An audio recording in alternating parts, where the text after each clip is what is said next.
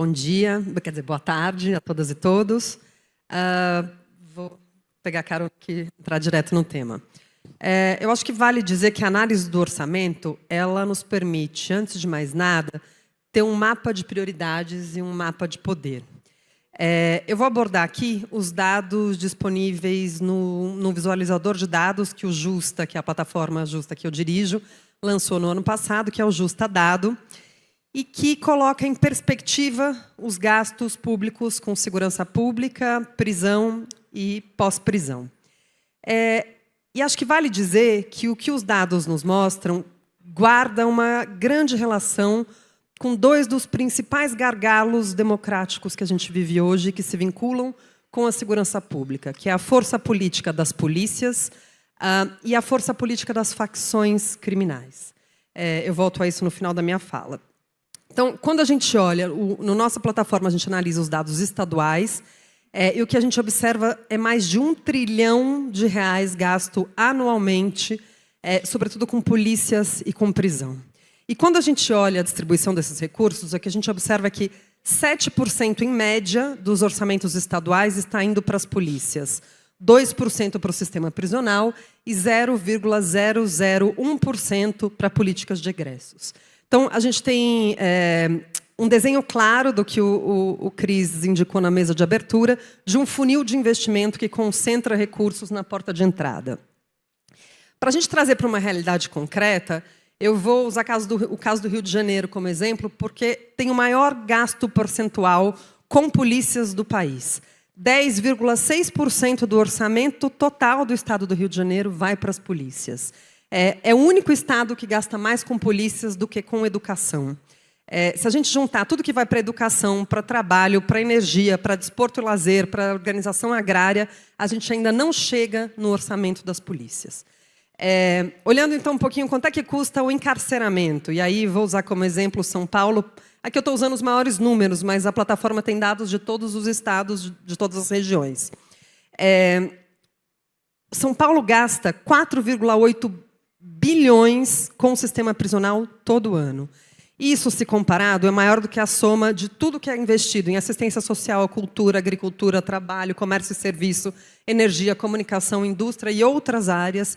Se você somar tudo isso, você ainda não chega no gasto com o sistema prisional.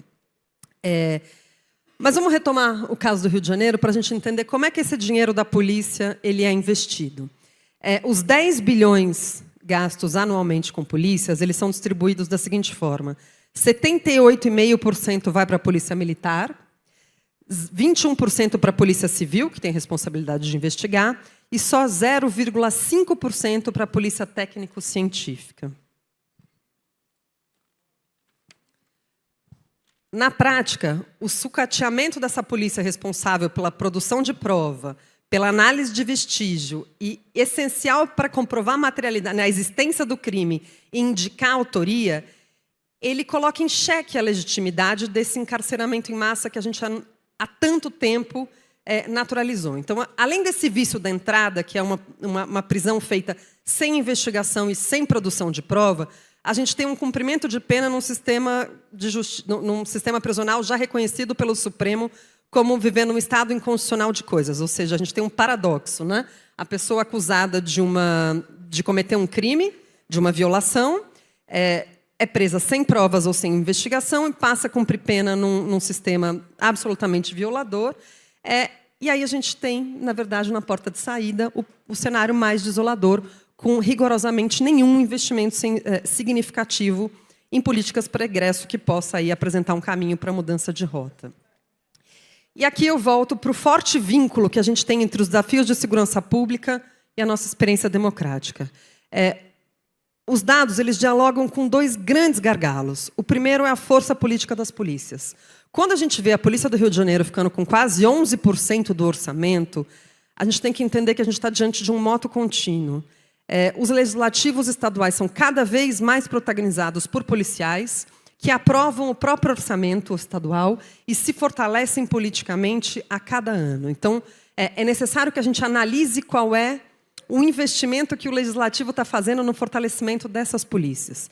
E, de outro lado, os dados também nos mostram o esqueleto da força das facções criminais, que no Brasil podem ser chamadas de facções prisionais, né? Que, diante desse aprisionamento sem provas e sem investigação, um cumprimento de pena como tem, e nenhum investimento na porta de saída, a gente tem um grande vetor orçamentário de incentivo do fortalecimento tão evidente das mais de 70 facções prisionais que prosperam no Brasil. Então, o que eu queria trazer para cá é a importância da gente...